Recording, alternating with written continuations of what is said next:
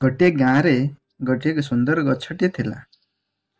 तार सबुजमय पत्र, मिठा फल ओ छाया तले लोक माने विश्राम करुथिले।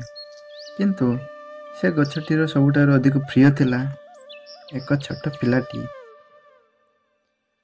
पिलाटी प्रतिदिन गछ तले आसी खेलुथिला, शाखार चढ़ी फलमूल खाउथिला, गछ सह हस गमत करी रहुथिला ओ हस खुशी। दिने गछ पछारिला, पिला तुमे आज खुशी तो? पिलाटी हसी कहला, हाँ गछ, मु बहुत खुशी। तो सहित खेलिबा मते भारी भल लागे। किंतु ए संपर्कटी बेसी दिन रहिलानी। गछ आउ पिला दिनक दिन अविच्छिन्न मित्र भाव होउथिले। समय बीतीगला, पिला बड़ होइगला। एबे से आउ गछ सहित खेलिबाकू आसु नथिला।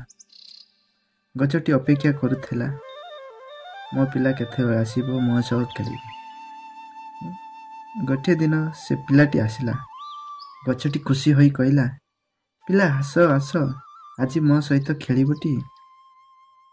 पिलाटी दुखित स्वर कहला, ना गछ, ना गछ, मु आउ छोट पिला नुहे। मते टंका दरकार, घर बनइबाकू पड़िबो। गछ हसी कहला, मोर शाखा काटिने, सेतिरु घर बन।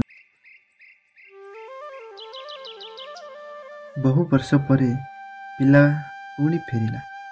एबे से युवक होई जाइतला। गछ खुशी होई कहला, पिला तुमे आसिलो, आस मो सहित खेलिबो।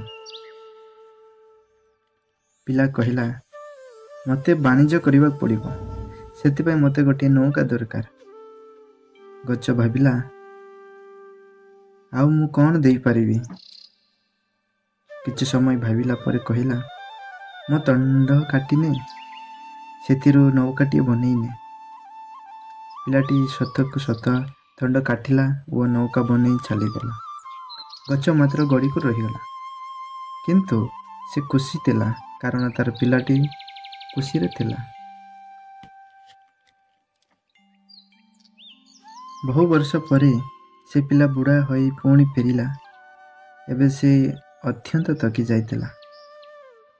से देखिला गछ आउ नाही, गड़ी को मात्र। गछ दुखित किंतु स्नेहभरा स्वर कहला, पिला मोर आउ किछि नाही तुमको देवा पाई, किंतु तुमे थकी जाइछ, तेणु मो गड़ी को आस विश्राम कर। पिलार आखिरे लुह आसीगला। से धीर स्वर कहला, धन्यवाद गछ, तुमे मो पाई सब किछि त्याग करिछ। सांग माने एही कहानी रो मोरल ऑफ द स्टोरी होची, एही गछ होची हमर पिता माता को परी। से माने हमको सब दियंती, समय, भल पाइबा, त्याग। किंतु आमे बहुत समय से मानकर मूल्य को बुझी पारि न थाउ, से मानको अवहेला करि थाउ। सेति पई जति दिन से माने आम सह अछंती, से मानको आमे भल पाइबा, से मानको आमे सम्मान करिबा, से मानको सह समय बिथेबा, जहा फल रे से माने बुढ़ा बयस रे से मानकर शेष समय रे आमे ताहार सहारा होई परिबा, से मानको खुशी रखि परिबा।